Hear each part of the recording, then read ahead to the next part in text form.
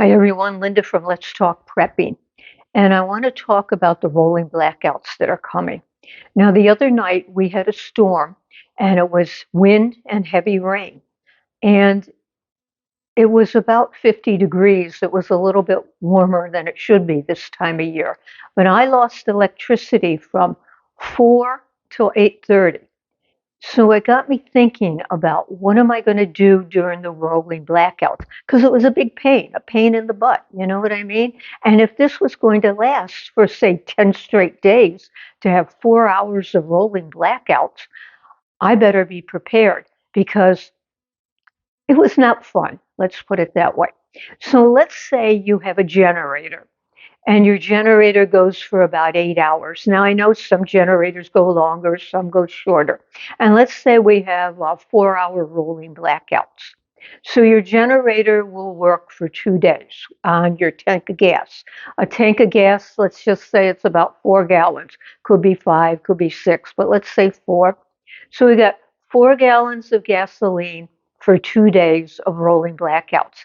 Now, these rolling blackouts are supposed to be during the coldest time of the year, a cold snap.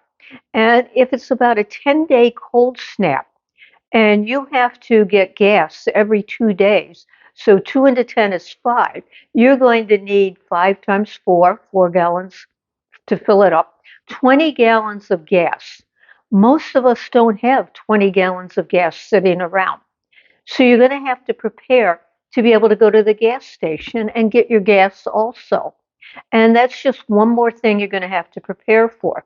Now, I don't know what time the rolling blackouts will be, but my blackout was from 4 p.m. to 8. So that included the dinner hour, which was until 8:30 basically.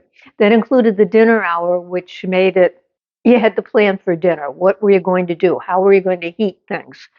Things like that.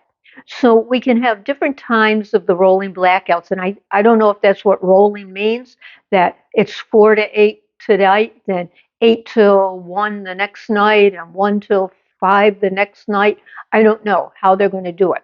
But if it's if it's from 4 to 8, you have to figure out what you're going to do for your dinner. The nice thing is that at 8 o'clock, if your light comes back on, you can then turn on your alarm and do everything like that. But let's say it's from midnight till 4 a.m. and you have to go to work. You still have to get the kids to school. So you're going to need an alarm. Well, your alarm is based on electricity. So what you're going to do then is you're going to have a battery operated alarm clock or a wind up alarm clock. So you have to think about that. The other thing you might have to think about is a cell phone service. Now, just because I was out of electricity the other night, it was from fallen tree limbs. That didn't affect cell towers. But if you have an area-wide blackout, it's going to affect the cell towers. And the cell towers, their battery backups aren't that long. So what are you going to do if you need to place a phone call towards the end of the rolling blackout? So if I were you, I would make sure that I had all the phone calls I need to make or all the text messages I need to do in the beginning of the blackout. I don't know if it will affect cell service or not, but it's another thing to think about. And the other thing to think about is there's no, without your electric, you're not going to have internet, you're not going to have the television or anything like that. Now, if you're running the generator, maybe you will have the television. But if you don't, what are you going to do for entertainment? Because you're going to need something for your kids to do. So make sure that you have games and books and things like that for your kids. Think of all this stuff now before these rolling blackouts occur because they're giving us time. They're giving us time to get prepared. And let's say we have the rolling blackout from midnight till 4 a.m. or something like that, and you've got your generator running because you want to have the heat. Are you going to get up then at 4 a.m. and turn the generator off? Or even if it goes to 1 a.m. and turn the generator off, and then go to your circuit breaker box and switch things around so that you'll get the incoming electric? You've got to think of all of this. What you want to do then maybe is prepare your food ahead of time and keep it warm.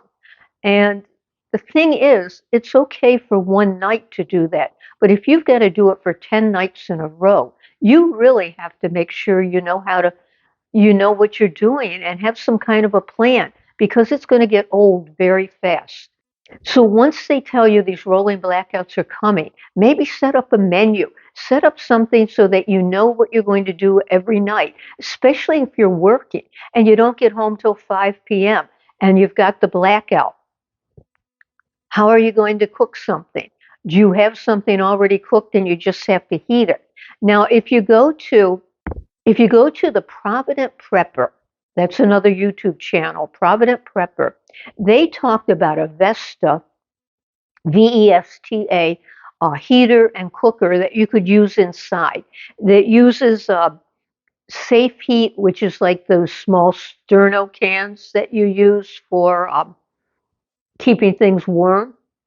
So you had to use three of those and they lasted 6 hours. So let's say they would be 2 nights worth of heat for you. They're going to cost you a lot for 5 times 6. You're going to need 5 times 3. You're going to need about 15 of them for a 10-day period. They were out of these for a long time. I don't know if they still are or they aren't, but you have to think ahead. You could use that for heating. You can make one of those candle heaters where you take a clay pot, a big one, and you put a smaller clay pot in there, and then you put it over the candle. You put it up a little bit, and you hook the two together with a bolt. And there are loads of videos on that. That's pretty easy. It's not going to heat your whole room, but it might heat a small enough area for you. And then you have the Mr. Buddy heater. And the Mr. Buddy heater, you can also cook on it by setting a metal plate across the top under the handlebar there and make sure it's in there strong enough and you could put a small pot on that. So there are lots of things you can do. There are lots of little things you can do to prepare, but the time is now to think about it. Get the alarm clock if you're going to need something battery operated or wind up. Get your food ideas in place right now. If you're not using a generator and you have a well, figure out how you're going to store some water and how you're going to flush the toilet with the water. Things like that. Make sure you're prepared ahead of time. I did a whole nother video on how you could assign everybody things to do during the blackout, after the blackout, so that you're prepared for the next day. Because you've got to get everything prepared for the next day too, because it's going to be days on end of this. So those are just a few of my ideas. Thanks for watching. If you have any other ideas, let us know. And please subscribe.